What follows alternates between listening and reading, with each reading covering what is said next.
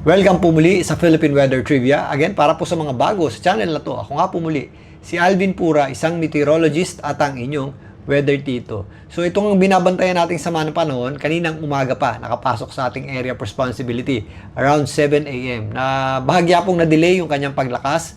At yan po ay naging bagyo lamang ngayong around 8 p.m. ayon sa Pag-asa. Ito po ay nasa Tropical Depression category na may taglay na lakas na hangin na nasa 45 kilometers per hour malapit sa kanyang gitna at kung minsan may mga pagbugsong umaabot sa 55 kilometers per hour.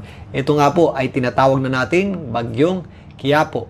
Sa ngayon, ito po ay hindi pa naman nakadikit sa ating landmass o kalupaan. Yan po ay huling namataan ng Pag-asa sa layong 1,080 kilometers, silangang bahagi ng southeastern Luzon, dito po sa may Bicol region.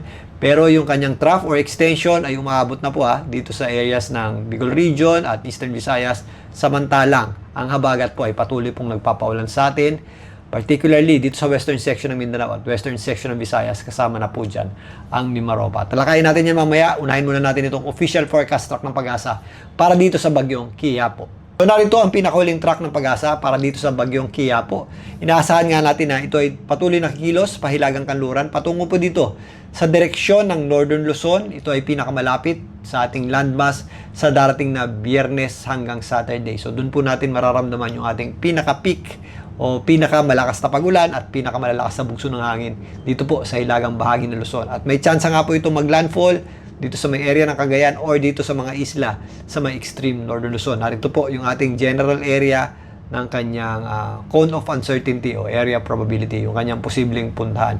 At again, ito po ay posibleng lumakas into a tropical storm category bago dumikit sa ating landmass o kalapaan. So, meron po yung direktang epekto sa atin maliban sa paghila niya ng habagat o southwest monsoon na nagsisimula nang makaapekto dito sa western section ng Mindanao at western section ng Visayas. Maaaring sa darating na Sabado hanggang Linggo is makalabas na po yan ng ating area of responsibility. Pero by then, magpapatuloy pa rin po yung epekto ng habagat o southwest monsoon dito po sa kanlurang bahagi ng ating bansa. Ngayon, pag-usapan naman natin ang mga pagulan. Maaaring idulot itong bagyong Quiapo at ng epekto ng habagat.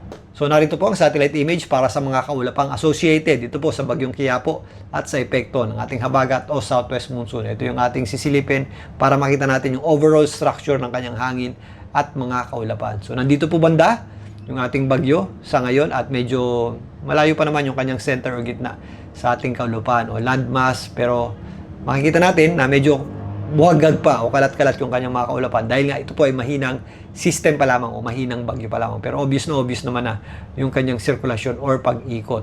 So, nandito banda yung kanyang trough or extension o yung kanyang pagbali ng hangin.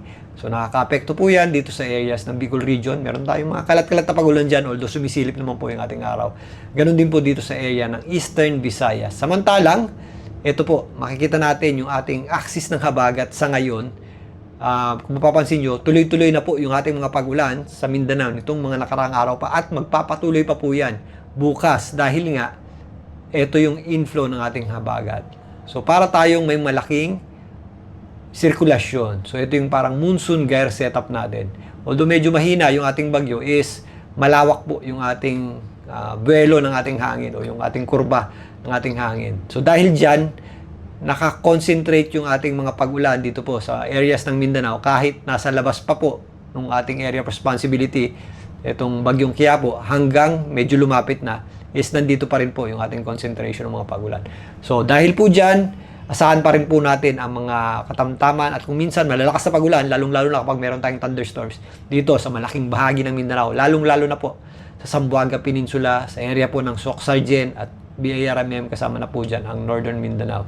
Samantalang, ito naman yung ating epekto ng habagat sa may Western Visayas at Palawan. Mataas din po ang ating tsansa ng pag-ulan dyan, maging dito po sa area ng Central Visayas. Kung mapapansin nyo, dahil nga medyo malawak yung sirkulasyon ng ating bagyo is, ayun nga, mababa yung ating axis ng habagat. Hindi kagaya po nung medyo mas maliliit na sirkulasyon is, kapag umaakit na yung bagyo natin, aakyat din agad yung axis ng ating habagat. Ito po, dahil isa siyang monsoon gyre setup, gaya ng nabanggit ko kanina, or medyo malawak yung kanyang sirkulasyon, is nakababad tuloy sa Mindanao yung ating mga pag-ulan.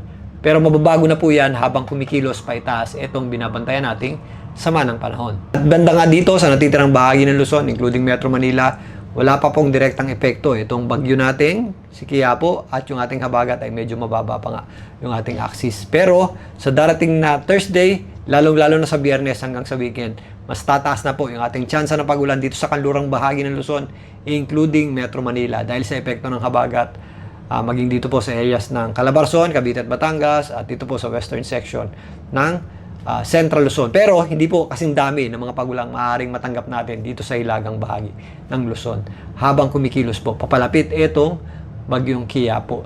So by Friday, doon natin nakikita yung pinaka-peak ng pag-ulan natin dito sa hilagang bahagi ng Luzon at extreme northern Luzon. So pag umakyat pa po yan ng bahagya, mababawasan pa po yung ating pag-ulan sa northern Luzon. Pero kung bumaba pa, ayan, makikita natin dito yung ating peak ng mga pag-ulan sa Biyernes hanggang Sabado. So, yan po ay mga possible na mga moderate to at times heavy rains na may kasamang malalakas na bugso ng hangin. Particularly dito po sa mga areas na malapit sa gitna ng bagyo. So, generally, ito pong northern part ng Luzon at extreme northern Luzon, yung direct effect ng bagyong Quiapo. Samantalang, ang habagat naman at aakyat din po ng bahagya yung epekto niyan, Western Visayas, western section ng Luzon, Mimaropa, including Metro Manila, yan po ay sa Biyernes hanggang weekend. Ito po ay mga kalat-kalat na pagulan or mga scattered na mga pagulan. Hindi po buong araw halos umulan. Tumitigil din po yung ating mga pagulan, minsan sumisili pa yung ating araw. Pero mataas po yung ating tsansa ng pagulan at malalakas din po yan kapag meron tayong thunderstorm. So hanggang Sabado at kahit makalabas na po ng ating area of responsibility, meron pa rin po tayong epekto ng habagat o southwest monsoon. Kasabay po ng paglayo nitong bagyong si Quiapo. So bago tayo matapos, silipin muna natin itong heavy rainfall warning advisory ng Pag-asa. Kung mapapansin nyo dito, nandito pa rin po sa western section ng Mindanao, yung ating mga katamtaman at kung minsan malalakas na pag-ulan. Hanggang bukas pa po yan. So magpapatuloy pa po yan bukas. Ito po ang mga general area ng Zamboanga Peninsula. Kasama po dyan ng Lanao, Del Norte at Del Sur, Maguindanao, Sultan Kudarat, kasama na po dyan ng Sarangani. At again, yung mga areas na walang kulay, hindi po nangangahulog ang wala pong pagulan yan. Buong Mindanao po, maulap ang panahon natin at possible po tayong makaranas ng mga pagulan. At malalakas po yan kapag meron tayong thunderstorm. So mag-ingat po tayo dyan. At mula bukas naman hanggang sa darating na Biyernes, aakyat na ng bahagya yung ating mga pagulan dito sa Western Visayas, including Mimaropa, meron tayong scattered rains dyan. Pero kung mapapansin nyo, dito sa bandang itaas, meron na tayong mga pagulan na inaasahan dito sa mga areas ng Northern Luzon, dyan po sa Ilocos Norte, Cagayan, Kalinga, Isabela, Abra, maging dito po sa mga Babuyan Group of Islands, at kasama na po dyan ang mga isla dyan po sa area ng Batanes. Ito po ay sa darating na Thursday at magpapatuloy sa darating na Friday. Ito pong mga pagulan natin sa itaas na bahagi, mostly sa Friday pa natin yan mararamdaman. Dahil nga, kung mapansin nyo dito, ito ay 24 hours. Tomorrow to Friday, pero dito sa taas, Friday pa natin yung mararamdaman. Generally, fair weather pa tayo dito bukas. Mainit pa rin po dyan. At kakunti pa rin po yung ating mga pagulan. Maging sa Central Luzon po, mga possible thunderstorms pa rin. Mga possible thunderstorms pa lamang yung ating aasahan dyan sa hapon at gabi. Pero generally, mainit pa rin po yung ating panahon. Pero sa darating na Friday hanggang Sabado, nandun na po yung ating pinaka malalakas na pagulan. 100 to up to 200 millimeters. Ito po ay heavy to at times intense rains na maaari na po yan magdulot ng mga pagbaha, flash floods, lalong-lalo na dahil short period of time lamang po yan kasabay ng pagdaan ng bagyong Quiapo. So mag-ingat na po tayo dyan. Ito po ang areas ng Ilocos Norte, Apayao, Cagayan, Abra, Ilocos Sur, at possible din yung ating mga katamtaman at malalakas na pagulan sa Benguet, kasama po dyan ang Baguio City, Ifugao, kasama na po dyan ang Isabela, at ito pong mga isla sa Babuyan Group of Islands at Batanes po. Maliban po sa mga pagulan hindi nakikita dito, syempre magtataas po ng tropical cyclone wind signals ang Pag-asa dyan. Siguro posibleng umabot hanggang 3 if ever nasa tropical storm category na itong bagyong Quiapo. Pagtawid po dito sa hilagang bahagi ng Luzon. So narito na nga po ang ating pang-apat na bagyo ngayong buwan ng Hulyo, ang bagyong Quiapo. Again, ito po ay magkakaroon ng direktang epekto sa ating bansa at hindi natin inaalis ang possibility na yan po ay maglandfall o tumama dito sa hilagang bahagi ng Luzon or sa mga isla dito sa Babuyan Group of Islands at area po ng Batanes. So dito po, generally, Northern Luzon at extreme Northern Luzon, yung inaasahan nating direct effect nito. Maliban dyan, nagpapatuloy pong nagpapaulan ng habagat dito po sa kanlurang bahagi ng ating bansa. Magpapatuloy pa po yan bukas dito po sa area ng Mindanao at aakyat naman po o madadagdagan naman po ang epekto niyan dito sa western section ng Visayas at western section ng Luzon sa mga susunod na araw. Kaya paghandaan din po natin yan. Balikan natin yan, Bagyong Quiapo. Muli ito po ang inyong Weather Tito para sa Philippine Weather Trivia.